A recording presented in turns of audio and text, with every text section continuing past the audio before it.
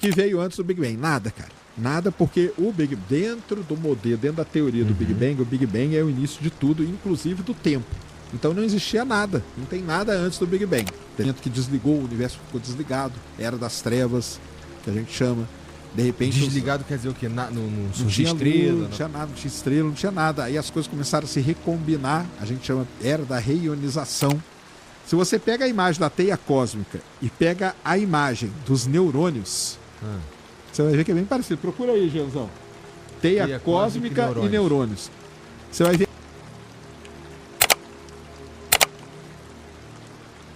O Diogo Derrubes mandou. Um salve pro Sérgio e pro Igor. Sou muito fã. Como vocês, cientistas, veem o que veio antes do Big Bang? E por que estamos com falta de grandes gênios? Grande gênio, acho que ele supõe que ele quer dizer um Newton, um Einstein, uma parada assim. Então vamos lá. O que veio antes do Big Bang? Nada, cara. Nada, porque o Big dentro do modelo, dentro da teoria do Big Bang, o Big Bang é o início de tudo, inclusive do tempo. Então não existia nada. Não tem nada antes do Big Bang. Entendeu? Aí o que motiva o Bang, então? Então, vamos lá. Primeiro, existe uma visão muito errada de que o Big Bang era pegar tudo que existe no universo e ir reduzindo para chegar nesse ponto aqui. Ou seja, existia uma minizinha galáxia e tal. Não é isso. O que existia no início era uma matéria num estado denso e muito quente. Era isso que existia. O que ocasionou o Bang? Então, vamos lá no modelo, né? Modelo, esse modelo aí. É o que a gente chama de flutuações quânticas. Flutuações quânticas, por isso que a quântica e a relatividade, ela deve ter alguma ligação. A gente não achou ainda, mas deve ter. Flutuações quânticas começaram a acontecer nessa massa que era extremamente densa, extremamente quente, que ela acabou expandindo. Ela não explodiu. Ela expandiu. Entendeu? Foi isso que aconteceu. Então é isso que a gente consegue ver. Pode ter nascido outros universos? Pode. Existe essa possibilidade. A teoria do multiverso vem daí. Que é muito fácil de você perceber na bolinha de sabão. Quando você faz uma bolinha de sabão, assopra, às vezes vai crescendo uma bolona, só que de vez em quando não cresce uma bolinha aqui do lado, às vezes outra aqui. E se você fizer de novo, você nunca vai conseguir repetir aquela configuração. Pode ser isso que tenha sido o universo também. Veio o nosso universo, só que do lado aqui nasceu um outro, aqui do lado nasceu outro, ali nasceu outro e tal. Existe essa teoria, que aí é a teoria dos multiversos, que a gente chama, tá? Mas então é isso, cara. A matéria não eram mini galáxias que estavam lá. Era a matéria altamente condensada, densa e muito quente, que acabou por flutuações quânticas dando essa expansão. E aí as coisas começou, aí tem os períodos lá do universo, né? Teve um momento que desligou, o universo ficou desligado, era das trevas, que a gente chama. De repente. Desligado quer dizer o quê? Não tinha estrela, não tinha nada, não tinha estrela, não tinha nada. Aí as coisas começaram a se recombinar, a gente chama, era da reionização, que é onde o James Webb está tentando observar, ou seja, descobrir as primeiras estrelas, as primeiras galáxias e isso. E aí veio evoluindo até hoje, durante aí 13,7 bilhões de anos. De acordo com o Big Bang. O Diogo, esse aqui foi o que eu acabei de ler. O Noron. Não, e tem aqui também, por que estamos com falta de grandes gênios? É porque Deus só manda de vez em quando, irmão. Cara, mas aí é o que é? Então. Cara, olha só, porra. Os caras não entenderam a gravidade ainda, mané. Aqui, ó. Gravidade, irmão. Porra, não entenderam? Não. Porra, então aproveita e já manda já o maluco já pra falar de cálculo, pra falar da porra toda já. Newton, vai lá. Demorou. Aí cara, Newton resolve o bagulho, não sei o quê. Aí, pô, ficou um tempão, caralho. Os caras não estão entendendo, né, mano? Como é que o bagulho tá expandindo, os caras não estão... Porra, manda o Einstein, cara. Manda o Einstein lá. É isso aí mesmo. É por aí. Vamos ver quem que manda agora. Cara, mas esse negócio de gênio aí é muito relativo, né? É porque, por exemplo, esses caras aí nas suas épocas... Eles nem eram tão reconhecidos assim, cara. Tanto que arrumaram treta pra caramba. Até antes do Newton, Galileu, entendeu? Que inventou, vamos dizer assim, o telescópio, ou que apontou uma luneta pro céu pela primeira vez. Ele era tido com o Newton também, era meio, né, jogado. O próprio Einstein e tal, entendeu? Demorou pra ele. Eles foram reconhecidos depois, anos depois, talvez séculos depois.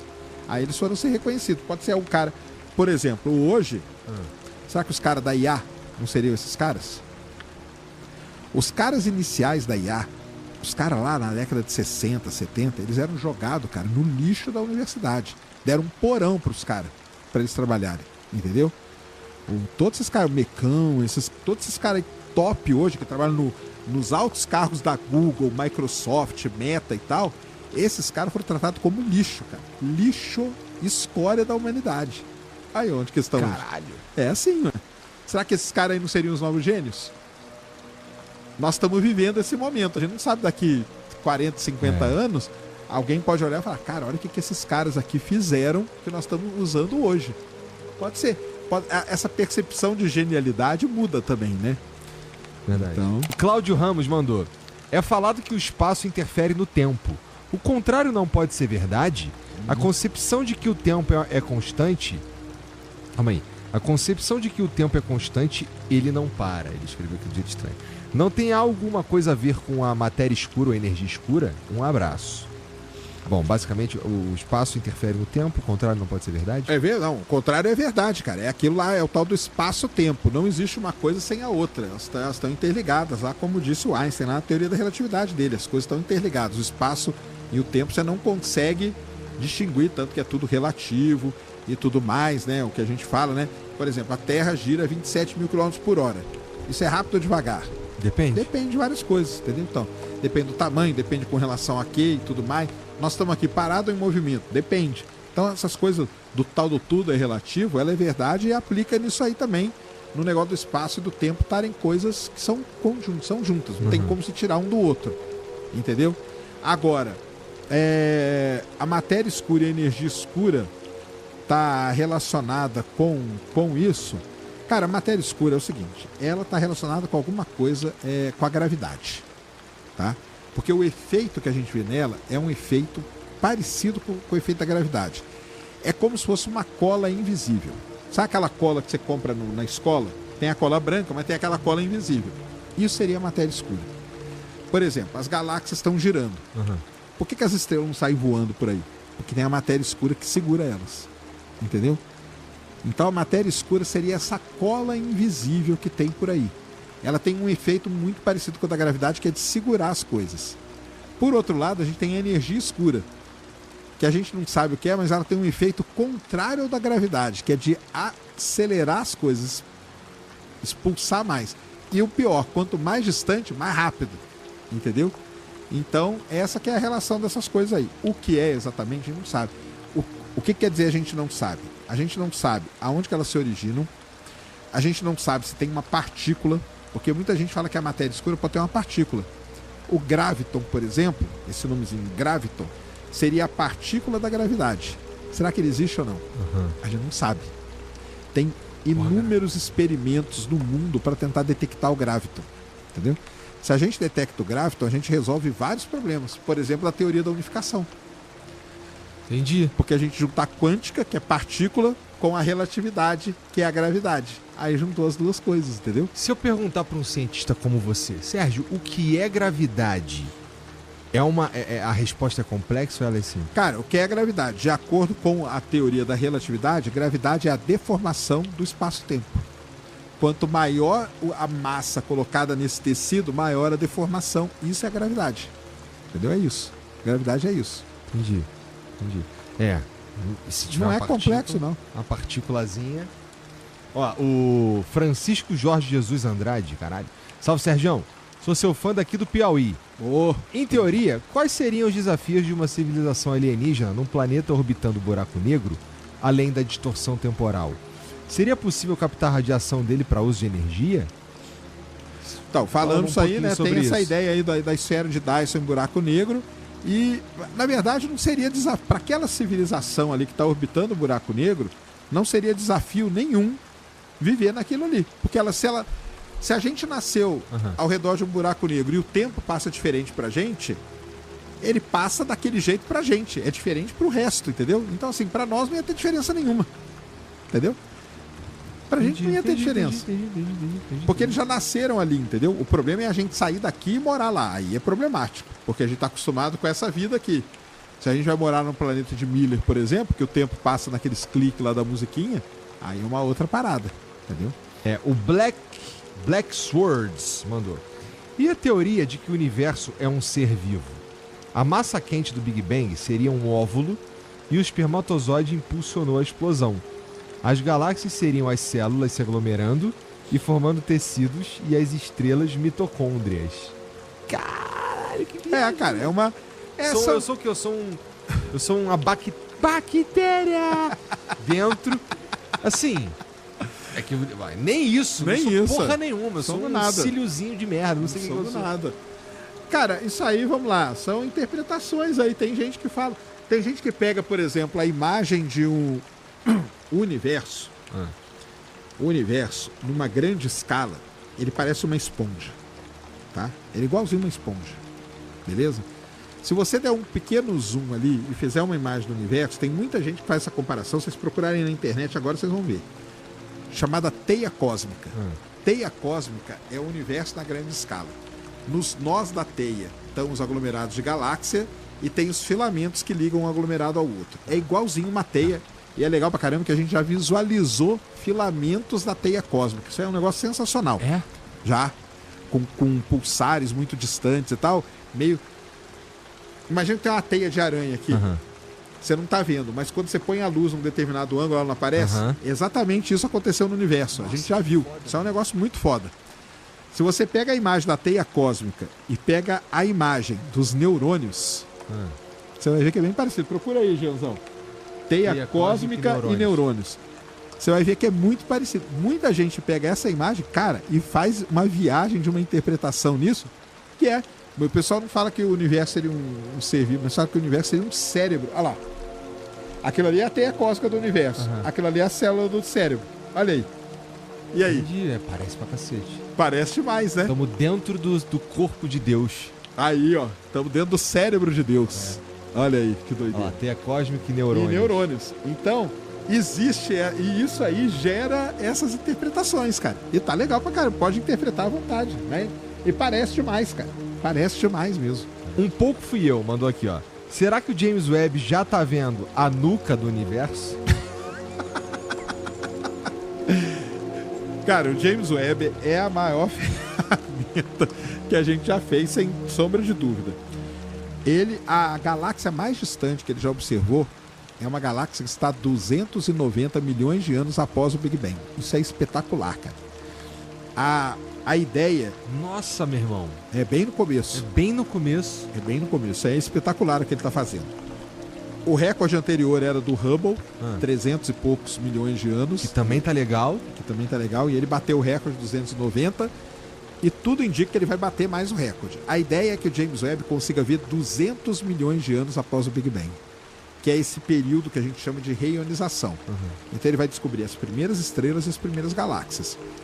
Depois disso aí a gente não consegue ver. Não dá pra ver nada. Não dá porque tem a Era das Trevas e tudo mais, então não vai dar pra ver. Deus é perfeito, cara. Tá vendo só? Tá me convencendo, eu acho que eu saí daqui convertido hoje. Não, é que assim, é muito doido, porque é muito doido, meu irmão. Tipo, ó, não vai ver não, irmão, como é que foi, tá ligado? Não vai ver. Não vai ver. Vou botar aqui tudo escuraço, não tem luz, depois eu acendo a luzinha ali devagarzinho. Pô, é muito doido, cara. É muito doido. E assim, eu tô ficando cada vez mais crente, hein, família, ó. Olha aí, ó. Tá vendo? Cadê? O Lucas Pereira mandou aqui, ó. Sergião, como você visualiza o uso da internet em nossas vidas daqui a 10 anos? Será algo parecido com o que temos hoje ou uma espécie de Black Mirror? Nossa, eu não sei como... Cara, é porque Black Mirror, você olha assim, ele parece muito profético, né? Em alguns casos, né? Em alguns casos parece. Cara, eu acho que assim... Eu tive a oportunidade de viver num mundo, você também, né? Sem internet. Então a gente sabe todas as facilidades que isso arrumou pra gente, né, cara? Eu acho que daqui pra frente é só pra ter mais facilidade ainda. E não dá nem pra saber, cara, como que vai ser daqui a um ano, cara. Entendeu? É o que a gente fala, cara. 3 anos atrás, você falasse que ia ter um negócio que você conversava e ele te respondia. E eu falava, cara, você tá maluco. Tá maluco. Entendeu? E hoje tá aí, ó. Todo mundo fazendo tudo, nas IAs, tudo mais. Que a gente falou com o Brenão aquele dia. Então, imagina daqui um ano, daqui 2, mas daqui 10, cara. Que 10? 10 não faz nem...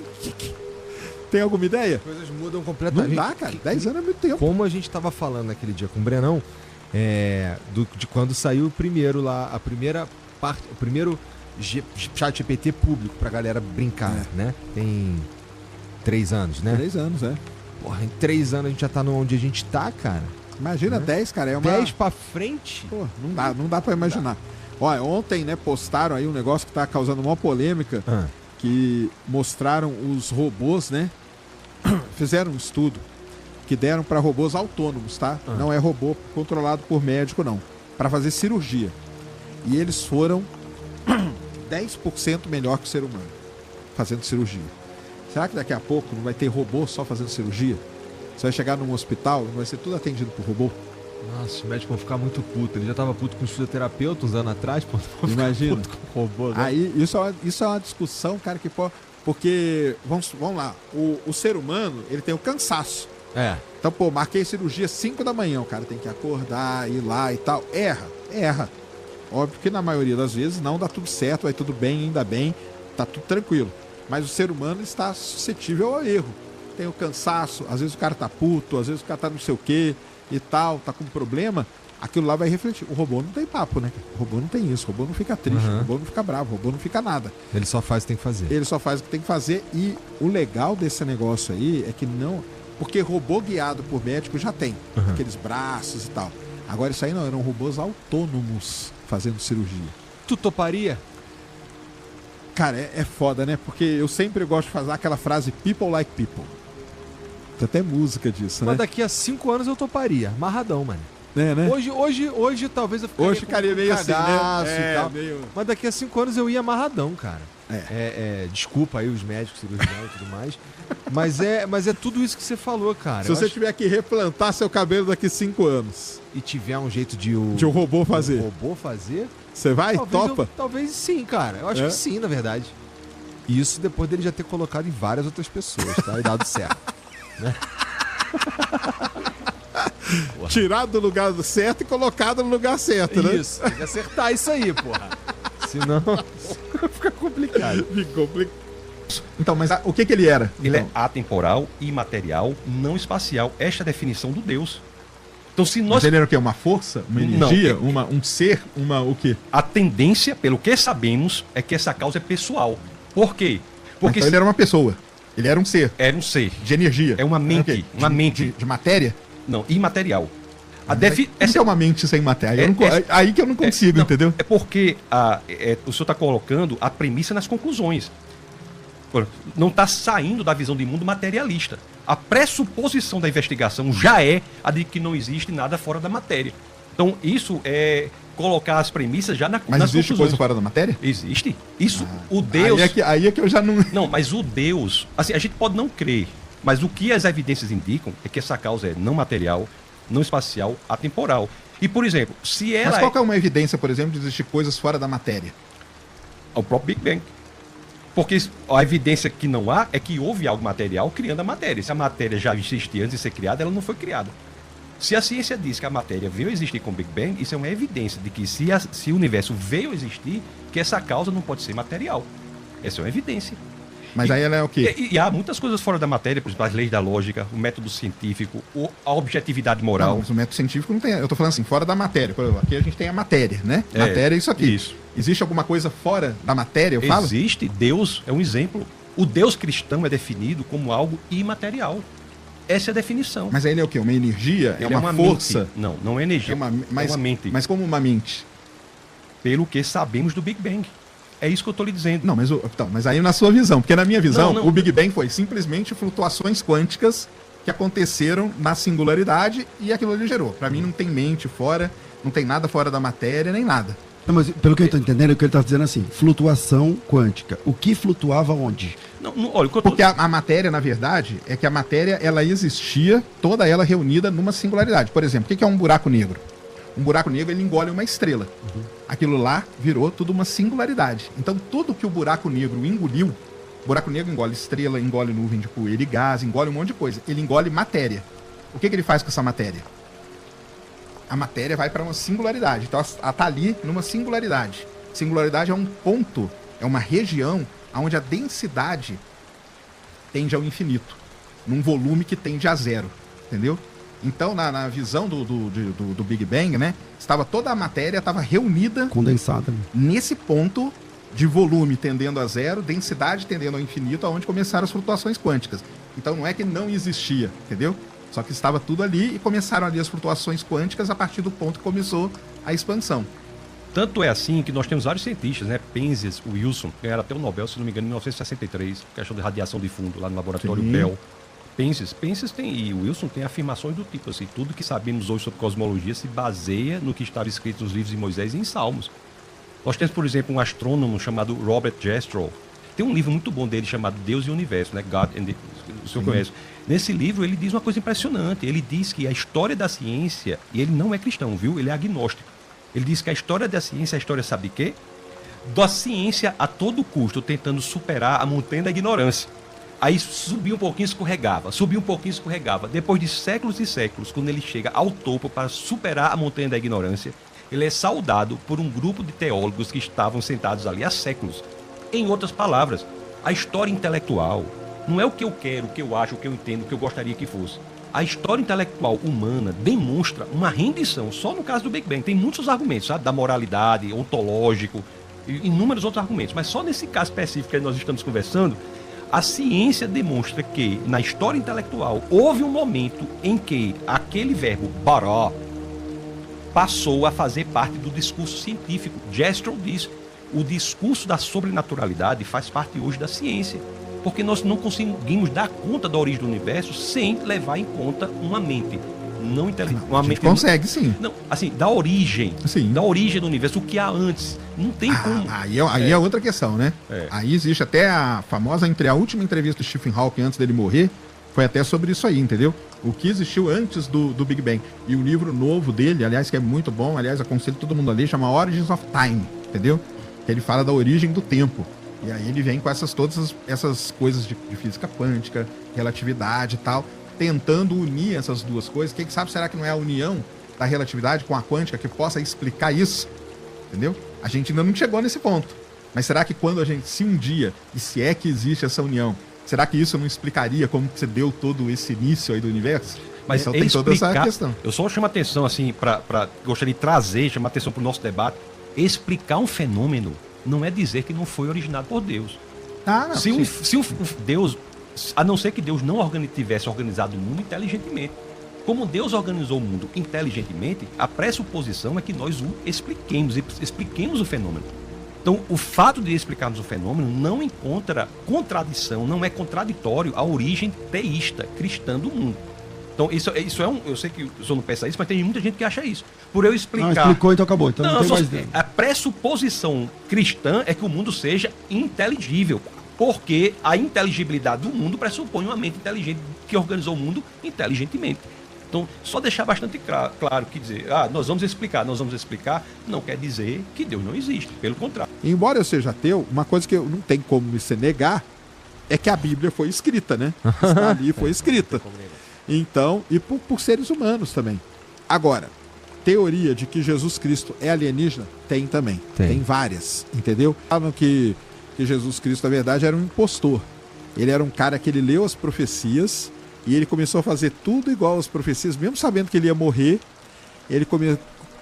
Tem uma série no History, Discovery, sei lá, que conta isso aí. Jesus Cristo era uma cara pessoa... contou a maior piada do mundo. Era uma pessoa que leu... Muitas coisas que estão na Bíblia, você tem prova arqueológica daquilo ali. Então isso aí é meio que fato, cara. Agora, que tem as teorias aí que Jesus era alienígena, isso aí tem. Então, o próprio momento lá que ele ressuscita, seria o momento que ele estaria indo para a nave dele. Ih, cara, e os caras ainda pegam trechos da Bíblia para provar, entendeu? Ó, isso aqui, ó, tá provando, óbvio, dentro da interpretação que a pessoa faz, prova mesmo, entendeu? O problema da Bíblia é esse, cara. Porque os caras foram escrever meio que em código. Se tivesse escrito papo reto, não teria chance pra nada, né? Mas aí o cara tinha que florir o negócio e tal. Então, mas Eu entendo, né? Porque pra entrar na cabeça da galera, imagina tu falar muito claro. Tinha que ter o lado B. Tinha que ter. O Novíssimo Testamento. Né? Exatamente. Então, tem a teoria lá, por exemplo. A gente sabe o que aconteceu com Jesus quando ele nasceu e quando ele morreu. E esses 30 anos aqui no meio? O que ele fez? Entendeu? Então, essa teoria aí, que eu vi nesse documentário, fala que nesse período esse cara, tal Jesus, impostor, ele estaria estudando as profecias para poder fazer a parada igual, entendeu? O Peninha teve aqui na semana passada e ele estava falando de Jesus, sobre exatamente esse ponto aí, e que existem teorias que ele foi para Índia também, e lá estudou, e lá se tornou um cara espiritualizadão e tudo mais e tal. Mas aí, bom, tudo teoria. Tudo né? teoria. Não, essa é uma teoria, cara. Que a gente Então é o vive dentro seguinte. de um buraco negro. Vamos lá. Eu falei do fim do universo. O início do universo tem várias teorias também. A gente fala do Big Bang, e aí o pessoal que me xinga e me chama de Big Banguista, fala que eu sou Big Banguista. Porque eu acredito no Big Bang. Mas é o seguinte. O Big Bang é a teoria ou o modelo que mais tem evidências observáveis. Entendeu? Então eu observo galáxias se afastando. Eu observo aglomerados de galáxia. Eu observo algo que seria matéria escura. Não observo, né? Mas eu vejo o efeito dela. Eu observo aglomerados de galáxias e por aí vai. Tudo isso está de acordo com o modelo do Big Bang. Só que não tem só o modelo do Big Bang, tem vários outros. Um deles é que a gente vive numa simulação. Esse é gostoso também. Esse aí é legal pra caramba e tem como provar que a probabilidade da gente estar numa simulação é maior do que não estar. Isso é uma doideira. Existe a teoria de que a gente vive dentro de um buraco negro, que faz muito sentido. Preste atenção. Dentro do buraco negro tem uma singularidade. O início do universo foi numa singularidade. A gente não consegue chegar na borda do universo, porque o universo está sempre se expandindo. A gente não conseguiria chegar na borda do buraco negro, que é o horizonte de eventos. Então, tem coisas que meio que unem essas duas ideias aí, e existe essa teoria. Qual é o problema dessa teoria? Nós não tínhamos evidência até agora. Aí, agora, algumas semanas atrás, pegaram uma imagem do James Webb e viram que galáxias muito, muito distantes, todas elas têm um sentido preferencial de rotação. Aí os caras, olha aí, ó, se a gente vivesse num buraco negro, era isso que era para acontecer. E nós vimos isso. Só que vamos lá. Nós vimos isso em pouquíssimas galáxias. Então não dá para você tirar disso aí a conclusão para tudo, beleza? Tá. Mas foi a primeira vez que tem uma evidência a favor, digamos assim, da ideia, da hipótese, né, melhor até, do universo estar dentro de um buraco negro. Então tem várias ideias sobre o buraco negro. Tem aqui o Big Bang nunca existiu, relacionado ao Big Bounce lá. Ou seja, a gente sempre teve por aí. Então só teve pequenas expansões. E aí seria a ideia da origem do universo. Qual é? Não sabemos. Qual que tem mais evidências? A do Big Bang. Entendeu? E tem também a religiosa, que foi Deus que criou tudo também. Faz Também parte, pode. entendeu? Também pode ser. Entendeu? Então Cara, é aí que é a parada. Tudo isso é muito... É muito louco quando a gente para pra pensar nas coisas que a gente nem sabe também. Que nem... somos todos poeiras de estrela. Significa que o que nos compõe tá aí desde sempre, né? Isso aí. Só que no nosso caso, o que nos compõe se combinou de um jeito que emerge um troço que a gente chama de consciência. Exatamente. E assim, é muito... E essas o jeito que a água se põe também, é tudo muito mágico. Ué. Você tem razão. Tipo, porra, cara, juntou um monte de coisinha, deu um choquinho e agora eu sei que eu tô vivo. Por isso Não que é a muito galera... doido? É isso aí, é muito doido mesmo. Porra. E é foda você... Quando mais tu pensa nessa porra... Mas demorou muito tempo também, né? É que você fala assim, parece que foi num piscar de olhos. Mas não Demorou foi, não. muito tempo, demorou muito tempo mesmo. Demorou aí, uns 4 bilhões de anos. É tempo pra caramba. 4 bilhões de anos. Quanto tempo viveram os dinossauros? Cara, os dinossauros viveram muito. Eles viveram centenas de milhões ali. Você pegar várias espécies diferentes, né? Os dinossauros reinaram na Terra durante muito e muito tempo. Muito mais tempo do que a gente tá aqui. Muito mais tempo. A gente tá há pouquíssimo tempo, entendeu? E a Terra passou por 5 grandes extinções em massa. Até isso ajudou a gente estar aqui. Até isso ajudou. Porque, por exemplo, se não tivesse... Aí, outro aqui, ó. Veja o desenho lá. É o Bom Dinossauro, acho que chama. Já viram esse desenho? O Bom Dinossauro? Eu sei qual é. Sabe qual é? É que o asteroide erra a Terra. E aí? Aí os dinossauros estariam aqui e o ser humano encontraria com ele. E aí, como que você... Cara, imagina se há 66 milhões de anos atrás o tal do asteroide lá que bateu lá no México errasse a Terra. E aí? A gente precisou da destruição para ter uma nova criação. Olha aí, ó. Entendeu?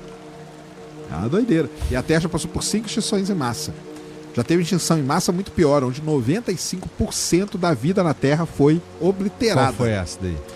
Essa aí é de 400 milhões de anos atrás, entendeu? E todas elas com vulcanismo. Entendi. Só a dos dinossauros, hoje, a ideia mais assim, que tá mais em voga hoje sobre o fim dos dinossauros, não é que foi só o asteroide, não. Foi o asteroide e um vulcanismo ali onde é a Índia, chamada Trapas de Deccan. Tudo isso ajudou a acabar com os dinossauros, fez um inverno nuclear e tal, não sei o quê. Então, por isso que o vulcão é muito importante para o planeta. Porque o vulcão ele faz essa renovação, e é essa renovação que permite que a gente esteja aqui hoje, entendeu?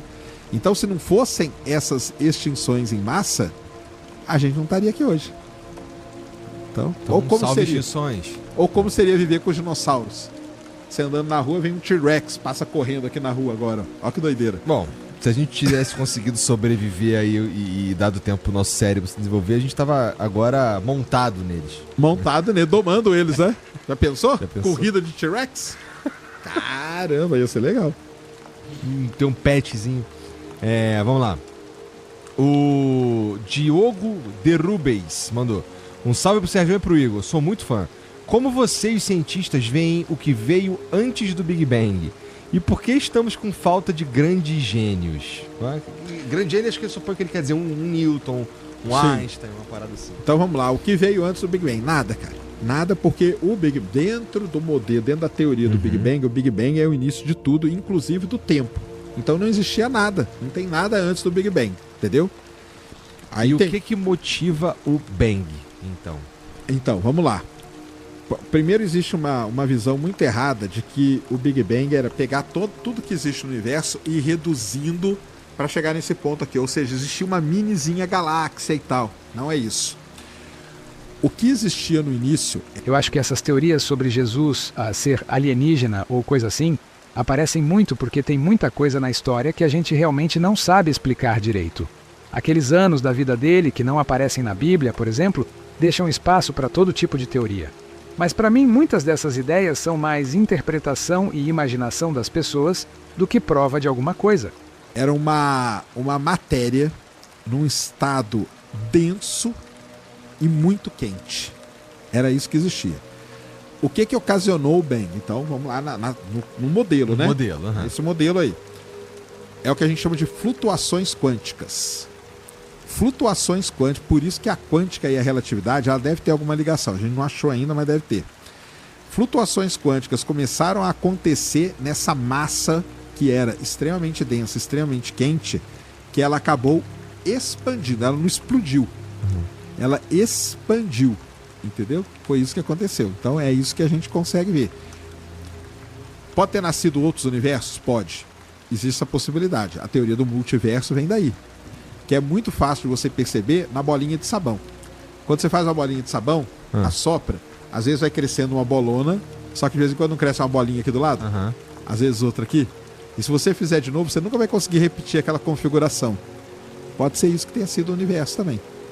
Veio o nosso universo, só que do lado aqui nasceu um outro, aqui do lado nasceu outro, ali nasceu outro e tal. Existe essa teoria, que aí é a teoria dos multiversos, que a gente chama, tá? Mas então é isso, cara. A matéria não eram mini galáxias que estavam lá.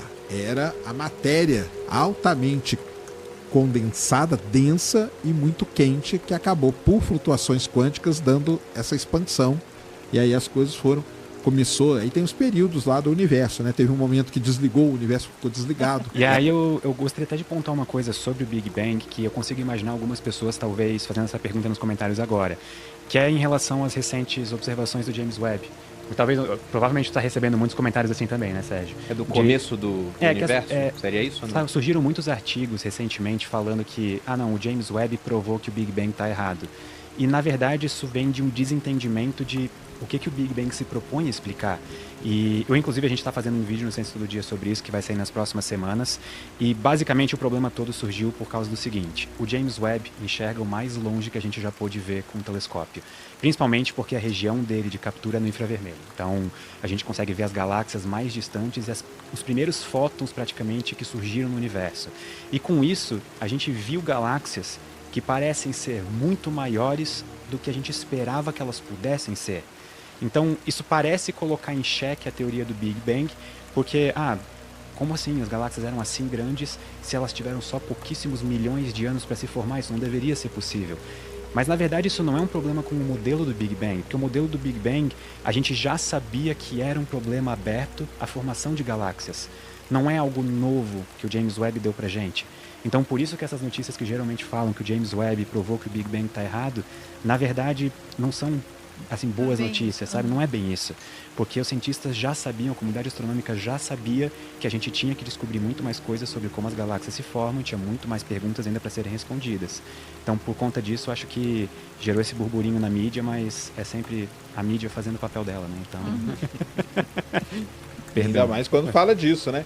Ontem, eu soltei um vídeo até ontem mesmo, que de uma galáxia recente que o James Webb descobriu, que ela é muito grande. Até para o pessoal entender, né?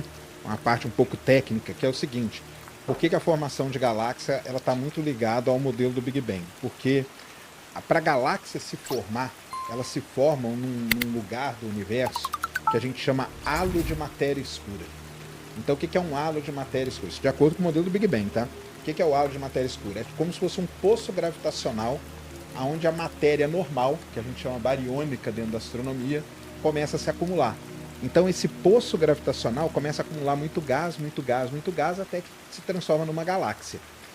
O problema é o seguinte: o James Webb ele observou uma galáxia que, de acordo com o modelo, e aí você roda, tem vários e vários modelos, simulações computacionais muito grandes que rodam esses modelos de halo de matéria escura, não teria tempo suficiente para uma galáxia daquele tamanho que o James Webb observou se formar dessa maneira. E aí entra uma outra coisa um pouco técnica. Quando a gente fala do modelo que rege o universo, esse modelo tem um nome. A gente fala Big Bang, mas ele tem um nome, ele chama Lambda CDM, onde o Lambda quer dizer energia escura e o CDM quer dizer matéria escura fria, Cold Dark Matter. Aí, qual que é a conclusão do artigo que o pessoal chegou? Que a gente vai ter que bolar, pode ser que exista uma outra explicação para esse modelo aí, que em vez de ser uma matéria escura fria, pode ser uma matéria escura quente. Que existe esse modelo, Warm Cold Matter, entendeu? E será que o universo não pode ser mais velho? Porque se não deu tempo devido à explicação, não seria uma outra provável hipótese ou não? Também, pode ser também. Aí tem que, o problema é que aí a gente tem um limite tecnológico, igual o Pedro falou. Hoje o que a gente tem é o seguinte: o James Webb, o universo, vamos contar a história inicial, né? Se ele começou com o Big Bang, ele expandiu rapidamente. Aí aqui no começo já tem uma dúvida. Vamos contar o que é o Big Bang, para quem não sabe. Big Bang é uma grande expansão. É mais expansão do que explosão. Ele começou a se expandir. Ele se expandiu rapidamente, de repente ele meio que desligou. A gente chama de Era das Trevas. Qual era o tamanho antes de se expandir? Por exemplo, era um átomo que começou a se expandir? Não, tem alguma estimativa disso? Era menos que um átomo? Era muito mais denso? Durante a Era da Inflação, o universo foi mais ou menos do tamanho de uma laranja para o tamanho de uma galáxia, se eu não me engano, na ordem de 10 elevado a menos 30 e alguma coisa segundos. Foi muito rápido. Assim, dizer que é um piscar de olhos seria mentira. É muito mais rápido do que isso. É quase infinitamente mais rápido do que isso. Então, assim, o universo era uma coisa muito pequena e virou uma coisa muito grande, muito rápida. Na verdade, esse ponto aí onde o universo começou, a gente chama de singularidade.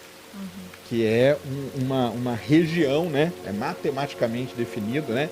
Então a singularidade é uma região ali onde você tem uma grande quantidade de matéria concentrada num volume muito pequeno. Ou seja, a densidade desse ponto, ele tende ao infinito. Ela tende ao infinito. Você tem muita massa, densidade é massa sobre volume. Então você tem muita massa num volume que tende a zero. Então a densidade tende ao infinito. É isso que a gente fala com a singularidade, que é aí que seria o início do universo. Por isso que existe a teoria da gente ver num buraco negro. Porque o buraco negro é a mesma coisa, no centro Muito dele tem a denso. singularidade. Mas ó, até pegando um ponto disso, dessa expansão inicial do universo, porque há pouco tempo eu li um livro chamado A Era das Máquinas Espirituais, de um autor chamado Ray Kurzweil. E ele começa o livro falando de uma lei que, se eu não me engano, ele chamou de Lei do Tempo e do Caos. E ele coloca esse início do universo falando que no começo foi tudo muito, muito rápido.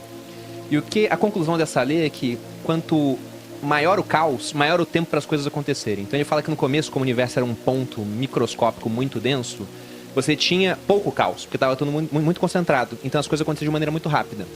Hoje ele fala que o caos é tão grande, a entropia é tão grande, que demora muito mais para as coisas acontecerem no universo. Só que em oposição ele pega a Terra. Ele fala que a Terra não é um sistema fechado, que tende a entropia, é um sistema aberto, ela é influenciada por outras coisas. E na Terra, ao contrário, o caos foi diminuindo e a ordem foi aumentando. E ele usa a evolução da vida biológica para testar isso. Ele fala, olha, bilhões de anos sem vida, de repente organismos unicelulares, mais alguns bilhões pluricelulares, alguns milhões, começa a vir peixe, anfíbio, réptil, mamífero, cada vez mais rápido. Aí ele acaba o livro, é dos anos 2000 o livro, falando que a nova etapa da evolução seriam as IAs, que a gente está criando uma nova etapa de evolução. Mas essa lei do tempo e do caos, ela está correta? As coisas demoram mais para acontecer hoje em dia por conta do tamanho que está o universo, o caos que ele tem? Sim, né? Eu não sei o quanto que isso influencia, por exemplo, reações químicas ou físicas no nosso universo, mas pegando um gancho desse conceito de diminuição de entropia local na Terra, isso inclusive é uma das maiores, digamos, falácias que o pessoal às vezes tenta usar para falar contra o Big Bang, que é como que uma explosão gera, por exemplo, seres humanos e um planeta perfeito com oceanos e tudo mais, como que surge ordem a partir do caos. E a resposta é que, sim, a entropia de um sistema fechado sempre tende a permanecer a mesma ou aumentar. Mas a Terra não é um sistema fechado. Para a gente fazer essa diminuição de entropia, essa criação de ordem a partir do caos no nosso planeta, a gente está literalmente roubando energia do Sol. Então, o sistema como um todo está tendo um aumento de entropia e ele tende a um sistema ainda mais caótico, ele tende a aumentar o caos dele. Só que a gente está constantemente roubando energia do Sol para fazer ordem aqui na Terra. Por isso que a gente consegue ter seres humanos, planetas, por isso que a gente consegue ter, sei lá, vida inteligente, futuramente, quem sabe, IAs e coisas do tipo. Então, essa é a resposta, digamos, de por que uma explosão tipo o Big Bang consegue gerar caos em alguns lugares e ordem em outros. O Einstein criou lá a relatividade geral, as equações e tal, que ficaram ali guardadas durante um bom tempo, porque ninguém conseguia resolver aquilo, é um negócio muito complicado. Poucas pessoas mexiam naquelas equações ali. Passaram alguns anos, um padre até, Georges Lemaitre, que ele chama, ele pegou e resolveu, se não me engano, o pessoal pode corrigir aí, acho que são 16 as equações de Einstein, equações de campo que a gente chama. Quando ele resolveu aquelas equações matematicamente, ele chegou num resultado que ele falou assim, caramba, com isso aqui, cara, eu posso brincar com o universo, colocar ele para frente e ele para trás, porque as equações regem aquilo ali. E foi ele que foi o cara, olha só, um padre, né? Um padre, Georges Lemaitre, em 1937, 31, naquele período ali. Um pouco antes da guerra. Ele falou assim, cara, o universo, então, de acordo com a relatividade, teve um momento em que ele teve o seu início. Durante muito tempo, o pessoal chamava aquilo lá de átomo primitivo e tal. Depois, com a quântica se desenvolvendo, o que a gente fala é que teve uma flutuação quântica ali no que existia e teve a expansão. Porque o Big Bang também o pessoal fala que é uma grande explosão, mas o jeito mais correto de falar é que é uma grande expansão e que está indo até hoje. Foi assim que o universo começou? Não sabemos, cara. O Big Bang é a única explicação que tem? Não é a única. Existem várias, entendeu? Dezenas de explicações. Existe a explicação que o universo nunca teve um início. Existe a explicação de que o universo ele é cíclico. Ele vai expandindo, depois ele volta, depois ele expande de novo. Tanto que essa do universo cíclico, um dos maiores, não é defensores, mas um dos caras que tem um gabarito em cima disso e que estuda, é até um pesquisador da Unicamp, é um brasileiro, entendeu? Muito interessante. Tem o lance da simulação. Tem uma linha grande que acredita que a gente vive numa simulação. Mas essa galera aí na academia não é tirado de comédia, não? Cara, não é tirado de comédia, porque... Por que o design inteligente é tirado de comédia, então? Cara, assim, eu não sei se ele é tirado de comédia. Não é sério. Porque o problema é o seguinte, tem cara. muita gente que critica, eu lamento, desculpa ter te interrompido.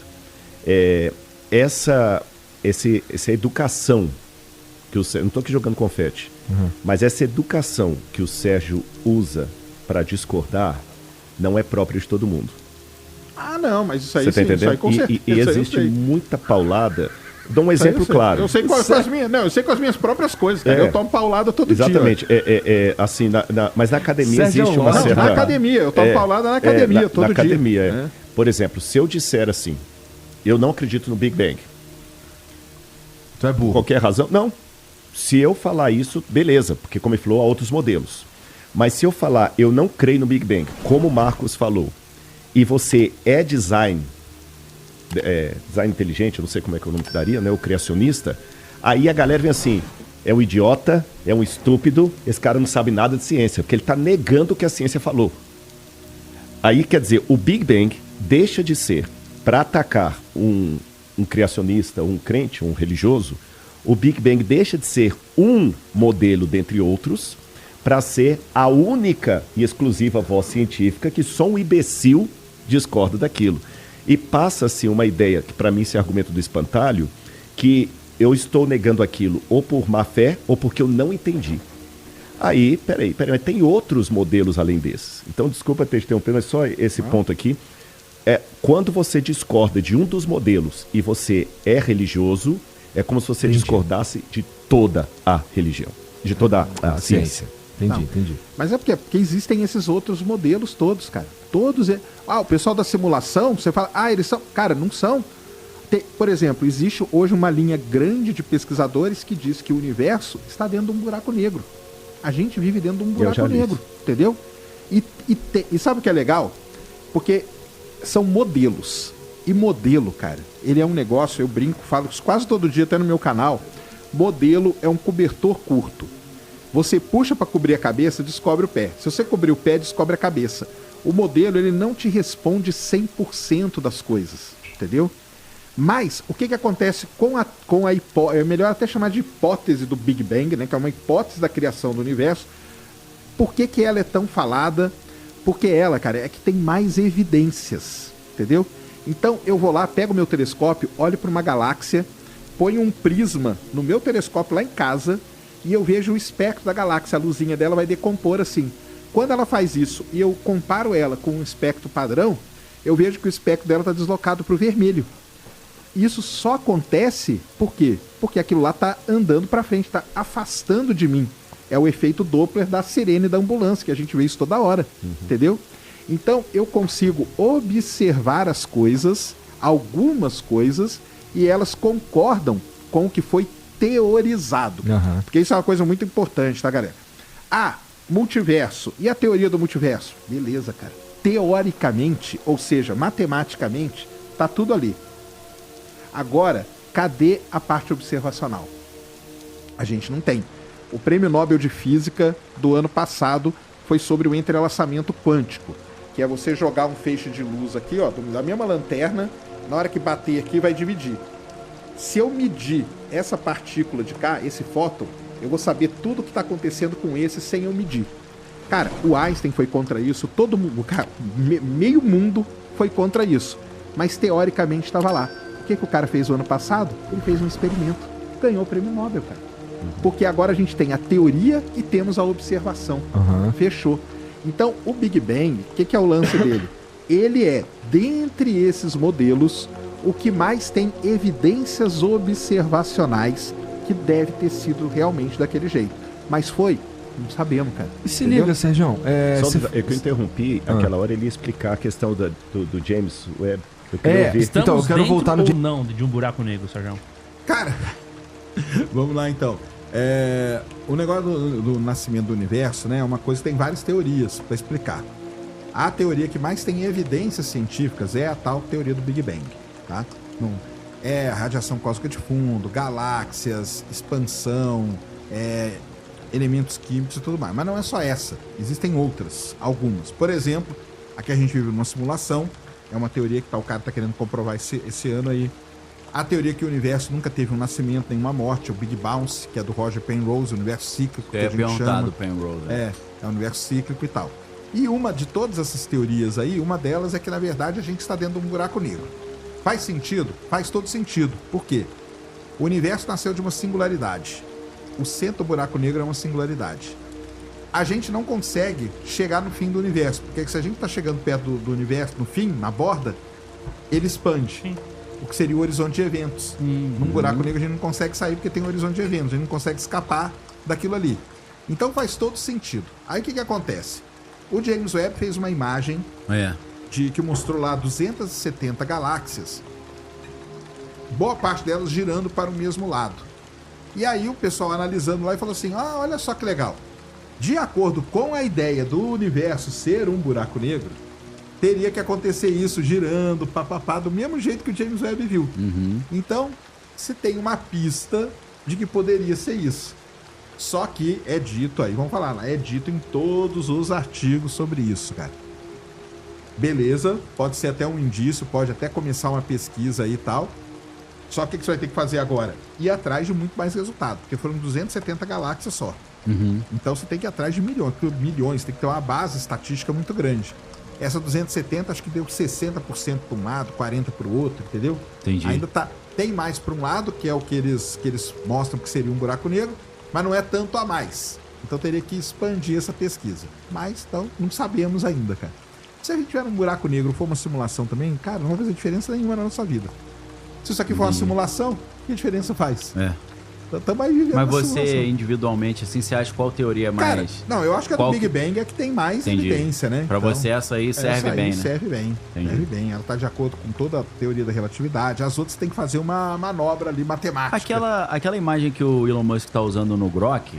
Aquilo ali é o buraco negro. É a foto do buraco negro. Mas é o buraco negro esse mais próximo que a gente tem aqui? Cara, não, é... Ou é uma foto genérica? É uma foto... Aquele lá que ele usa é a melhor simulação de um buraco negro. A nossa galáxia tem um buraco negro no centro? Sagitários é a estrela. Entendi. 4,5 milhões de vezes a massa do Sol. Mas ela não tá sugando as outras... Cara, buraco negro não é um rabo. Isso é uma não coisa tá puxando, boa da gente não. falar. O buraco negro não puxa absolutamente nada. Ele Agora só puxa... Mas a luz, né? Quando passa, ela dobra, né? Você só acontece qualquer coisa se você atravessar o horizonte de eventos. Ah, tá. Entendi. Não atravessou, porque você tá senão aqui do o lado. universo seria inviável, né? Ia chupar tudo, né? Exatamente. Sim. Então o buraco negro não é um rabo. Você só não do pode universo. se aproximar muito, né? Só não pode chegar no horizonte de eventos. Chegou no horizonte de eventos, não tem mais volta. Aí é singularidade total. Não... Agora, orbitar o horizonte de eventos, que é interestelar, os planetinhos ali, pode existir numa boa. Entendi. O filme Interestelar. Eles nunca vão ser sugados pelo buraco negro. Mas ele é negro porque a luz é sugada, é isso? Ele a gente chama ele de buraco negro porque a velocidade de escape dele seria maior que a velocidade da luz. Então nem a luz consegue escapar dele. Entendi. Essa que é... E como que surge essa questão? Como que surge o buraco negro? Como que surge? O buraco negro ele surge o seguinte, cara. Quando você tem uma estrela que tem 8 vezes a massa do Sol, ela implode, né? Ela implode como uma supernova. Ela cria uma supernova. É uma grande explosão que tem no universo. Só que quando explode a supernova, sobra um caroço ainda da estrela. Um núcleo, miolinho ali. Um miolinho. Se esse miolinho ele tiver mais que 3 vezes a massa do Sol, ela colapsa e vira um buraco negro. Ela não aguenta a própria gravidade. Então é assim que surge um buraco negro. E aí surge um aqui e outro aqui. Aí vai acontecendo coisas no universo, uma galáxia colidindo com a outra tal, esses buracos negros colidem. Quando eles colidem, eles formam um maior. Esse outro maior colide com outro maior e forma um maior. E aí vai crescendo até chegar nesses grandes que a gente tem por aí. E tem muitos de massa estelar também. Então é assim que forma um buraco negro. Coisa de milhões e milhões de anos. Milhões, bilhões talvez. Bilhões. Aquela teoria do John Wheeler lá do wormhole, lá do buraco de minhoca, o buraco negro poderia ter uma passagem também, uma saída? Na verdade, a teoria é até antes dele, né? Do Einstein-Rosen, que a gente chama. Sim, a ponte de Einstein-Rosen, sim. Que é isso aí, é a ligação entre o buraco negro, né, e a outra boca dele. Sim.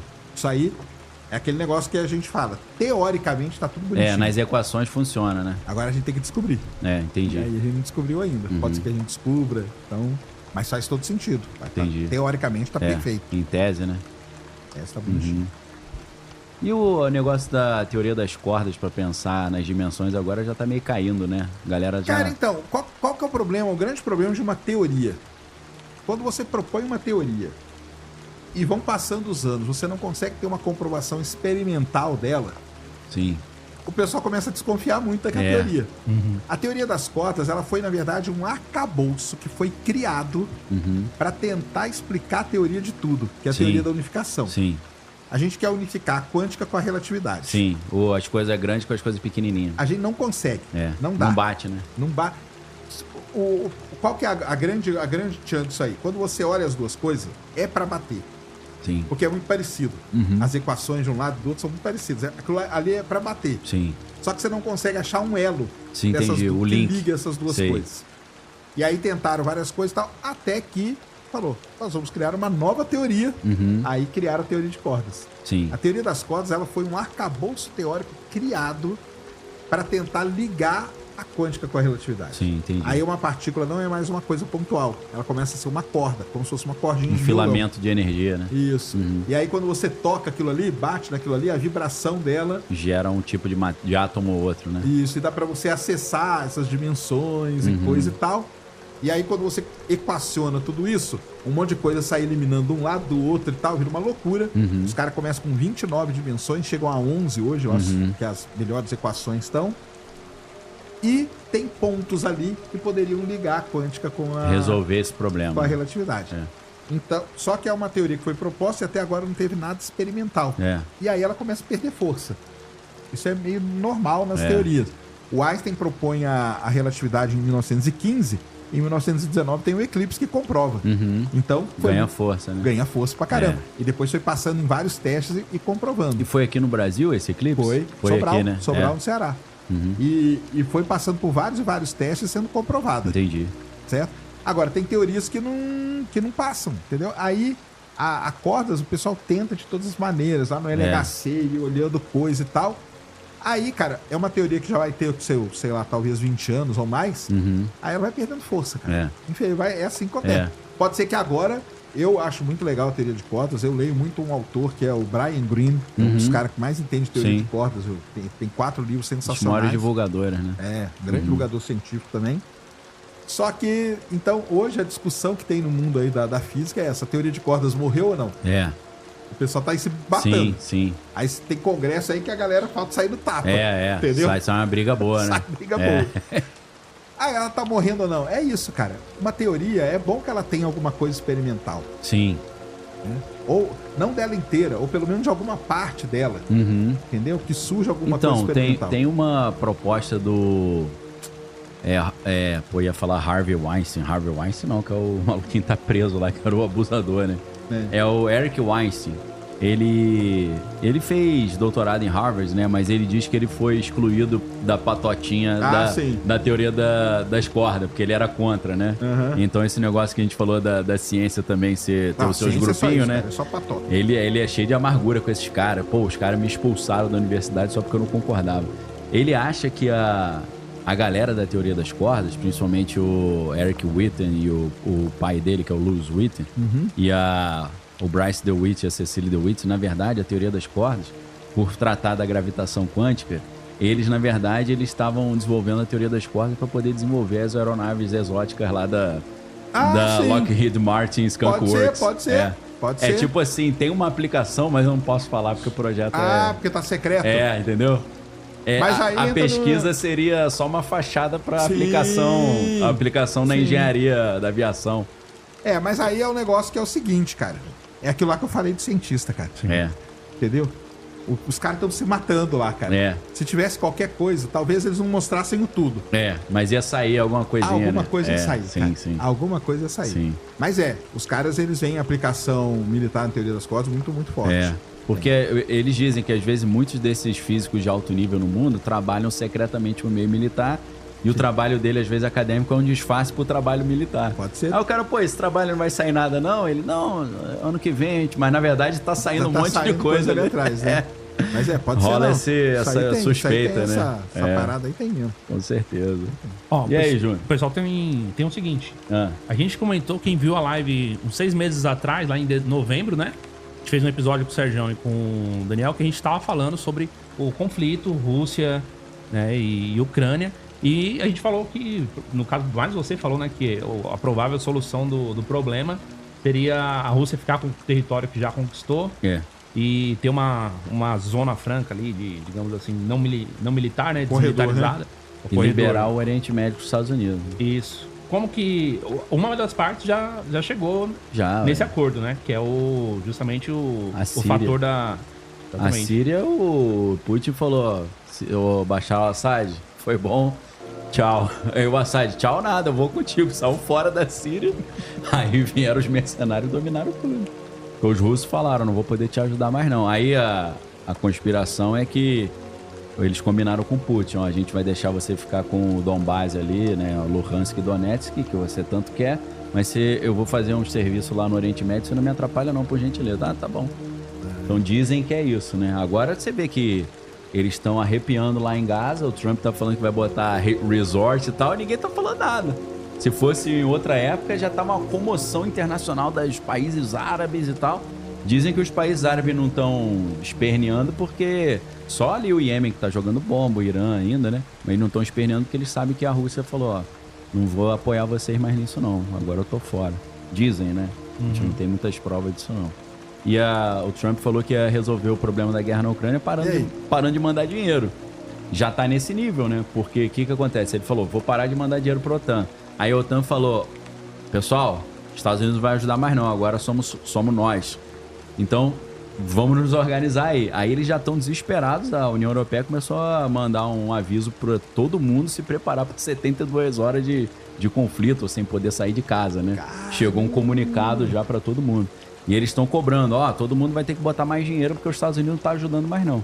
Então, em tese, aquilo que eu falei que os Estados Unidos ia falar, se virem Europa, eu gasto dinheiro com vocês, eu não estou jogando dinheiro fora, isso meio que está se comprovando. Muito bem, pessoal, vídeo novo aqui no canal. Antes do vídeo começar, você já desce aí, já deixa o seu like, já se inscreve no canal, para você não esquecer durante o vídeo e para ajudar a causa da divulgação científica no Brasil. São 11 anos aqui com vocês, 11 anos fazendo vídeo, é muita live, é muita coisa. Eu quero agradecer de coração a todo mundo que está aqui comigo, valeu demais, vocês são nota 1000, tá?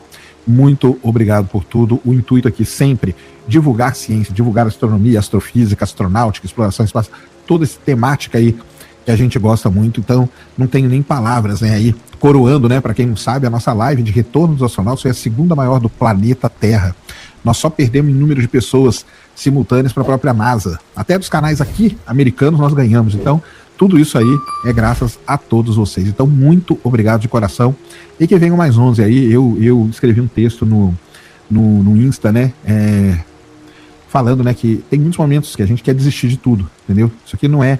O pessoal acha que é muito fácil, né? Liga aqui, grava vídeo e tal, não sei o quê.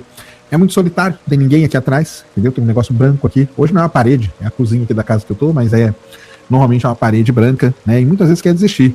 Então, assim, eu fico feliz de todas as vezes que eu tive prestes a largar tudo, a desistir, não ter desistido e ter conseguido continuar com vocês aqui, produzindo vídeo. Teve momentos complicadíssimos aí, que pouquíssimas pessoas sabem, tá? De tudo que acontece, mas muito obrigado a todo mundo que tá aqui. Valeu demais e que venham mais 11 anos e mais muitos anos aí juntos, beleza? Vamos para o vídeo de hoje, passar aqui nossos 10, 15 minutinhos, batendo então um papo sobre algo importante, interessante e relevante que acontece no nosso universo. E a ideia aqui então é trazer esse trabalho aí feito por 37 cientistas espalhados pelo mundo todo, tá? Que acabaram de publicar a medição considerada mais precisa já feita da velocidade com a qual o universo se expande. E o resultado é surpreendente e é isso que nós vamos falar. Antes disso, né, o que vem a ser a tal da expansão do universo? Para quem está chegando agora aqui, expansão do universo é algo que foi descoberto por ninguém mais, ninguém menos, Edwin Hubble, lá no ano de 1929, quando ele medindo ali as galáxias, ele notou que as galáxias estavam se afastando. Isso é muito interessante. Mas não porque elas estavam se movendo para longe, mas sim o universo como um todo estava se movendo. Tem várias analogias que você pode fazer para tentar entender essa. Tem a do balão, você pegar um balão e desenhar várias galaxiazinhas, né, espiraizinhas assim no balão e assoprar o balão, você vai ver que a distância entre elas vai aumentar, mas é porque o balão está inflando, beleza? Outra, uma analogia muito legal que é feita também é com a massa do pão. Você coloca a massa do pão, né, dentro ali com passas, por exemplo, dentro do agora a galera das passas aí vai ficar revoltada. Mas você coloca as passas ali e quando você põe o pão começa a crescer, você vê que o espaço entre eles aumenta porque o pão, ele cresceu. Então assim, tem várias analogias que pode fazer para você entender da melhor forma possível o que acontece com o nosso universo, tá? E existe uma taxa, né, com a qual o universo se expande. E essa taxa a gente chama, então, de constante de Hubble ou, né, de parâmetro de Hubble. Ela mede o seguinte: quantos quilômetros por segundo uma galáxia se afasta de nós a cada 3,26 milhões de anos-luz. Para quem não sabe o que é 3,26 milhões de anos-luz, é um negócio chamado megaparsec. Fica aí a dica, vai que um dia isso cai em algum show do milhão da vida. Você aprendeu aqui no Space Today, tá? Então é o seguinte, olhando assim ou pensando, parece a coisa mais simples do mundo. Você vai ali, mede a velocidade, mede a distância e pum, faz a conta e você achou a taxa de expansão do universo, né? V igual a delta S sobre delta T. Coisa mais simples do mundo. O problema é que o universo é um pouco grande, né? Ele tem dezenas de bilhões de anos-luz de diâmetro observável. E aí é o seguinte, como a gente medir isso? E essa é a grande questão, né? A gente acha que distância é um negócio tranquilo de ser medido, mas distância no universo é muito complicado. E aqui, uma outra ideia para vocês saberem o que acontece. Por exemplo, se eu der para vocês pegar um campo de futebol e medir para vocês medirem o campo de futebol com um palito de dente, vocês vão conseguir medir? Vão. Vocês vão colocando palitinho, e aí vocês vão conseguir. Pode ter uma incerteza muito grande? Pode. Se eu der uma trena de 1 metro para vocês vão conseguir medir? Vão também. Vão fazendo ali, vão medindo a cada metro, tá? O campo tem 100 metros, vão ser 100 medidas. Palitinho vão ser milhares de medidas.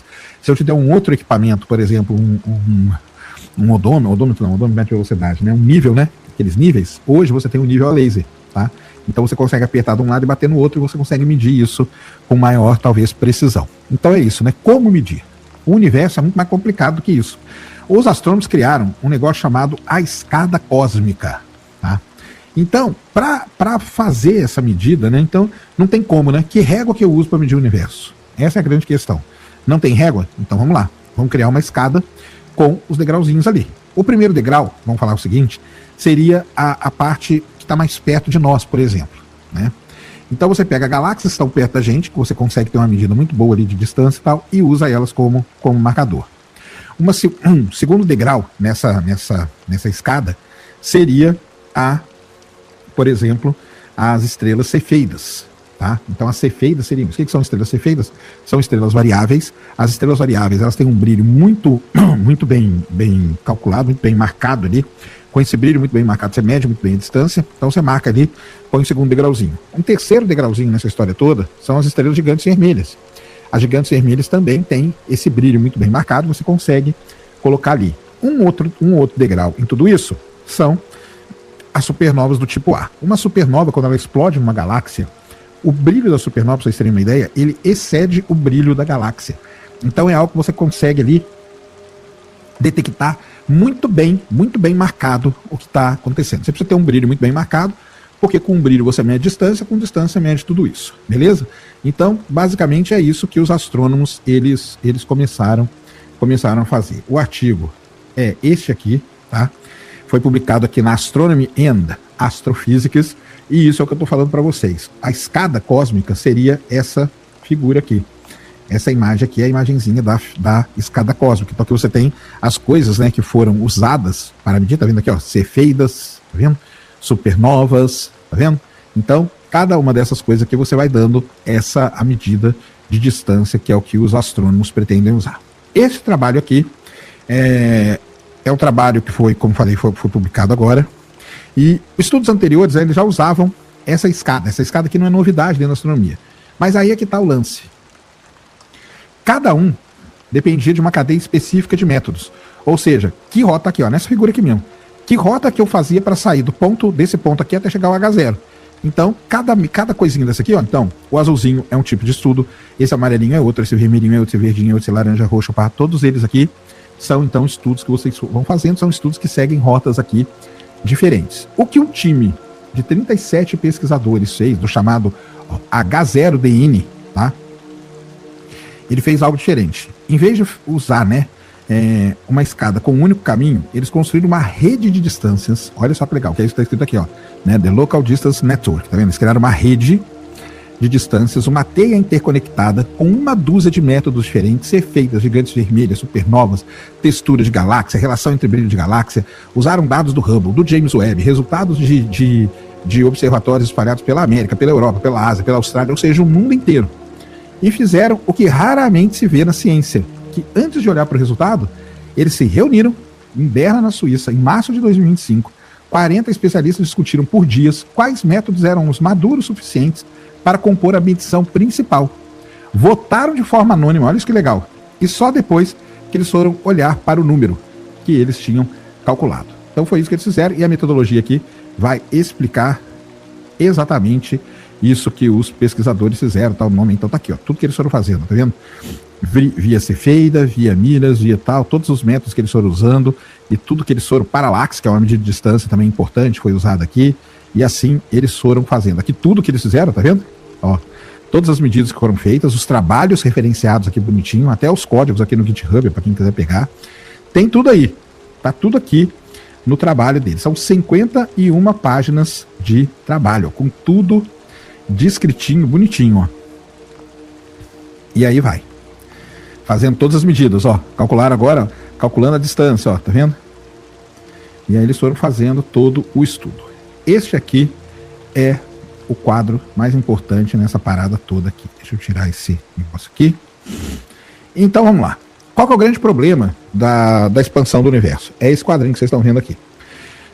Quando a gente usa o que a gente chama de universo local, que seriam esses caras todos aqui, a gente chega a uma medição de 74 km por segundo por megaparsec. Quando a gente usa dados do CMB, que é a radiação cósmica de fundo, ou seja, do universo primordial, a gente chega a esse valor aqui médio, mais ou menos de 67. Então vamos lá, 67, 73. Isso é muito ruim, por quê? Vocês estão vendo essas barrinhas de erro aqui, ó? Você tem a medida e tem essa barrinha aqui. Estão vendo elas? O lance é o seguinte, se uma medida não intercepta a outra, não sei essas aqui, né? Tá vendo? Mas a maior parte das medidas ela não intercepta a outra, quer dizer que as medidas aqui, essas aqui, estão fora do que a gente usa para medir com outro método, certo? Se eu tivesse uma medida aqui e a outra bem aqui assim, aí beleza, não tinha problema nenhum, porque uma está dentro do erro da outra. Mas aqui não. E isso mostra que esses dados aqui eles são estatisticamente muito diferentes. E se você ver o H0DN, ele bateu aqui, ó, 73. Qual foi o resultado dele? 73,5 km por segundo por megaparsec, com uma incerteza de apenas 1,1%. Essa aí é a medição mais precisa já feita para a medição local, né? Porque isso aqui usa dados locais. A medição local mais precisa já feita para a taxa de expansão do universo. E agora é que o negócio começa a ficar terrível. Como eu falei, existe uma outra forma de medir, tá ali, né?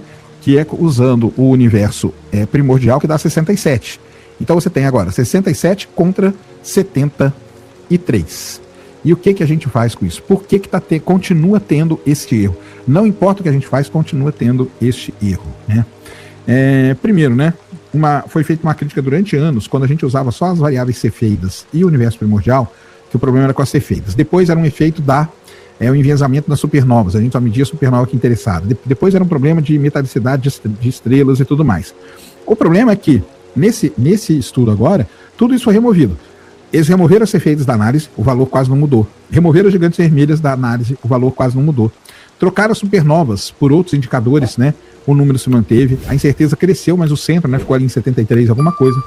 Mudaram as premissas sobre a composição química das estrelas para tentar resolver o problema da metalicidade das estrelas, excluíram supernovas observadas antes de 94, removeram os dados do telescópio. Tudo que eles fizeram nesse trabalho de hoje, tira uma coisa, tira a outra, calcula de novo, nada mudou o resultado dava sempre 73,5. Ou seja, isso quer dizer o quê? Que não é esse erro, né, não está relacionado a isso. O mais importante, né? Essa rede que eles criaram usa métodos independentes entre si, erros sistemáticos que afetariam as cefeidas, não afetariam as texturas de galáxia, erros que afetariam a supernova, não afetariam as estrelas variáveis. E aí, né, fica essa grande questão. Para que a tensão de Hubble desapareça por erro humano, precisaria haver falhas coordenadas e invisíveis em múltiplos métodos, de múltiplos grupos de pesquisas, em múltiplos países e com múltiplos telescópios. Para quem não está entendendo nada, o que os pesquisadores resolveram fazer foi o seguinte: vamos juntar uma galera do mundo inteiro, usar vários métodos, usar vários telescópios e tudo mais, que não vai ter erro. Mas o erro, assim, não é que não vai ter erro, né? Era outro resultado que eles esperavam, mas o resultado deu lá a mesma coisa, tá?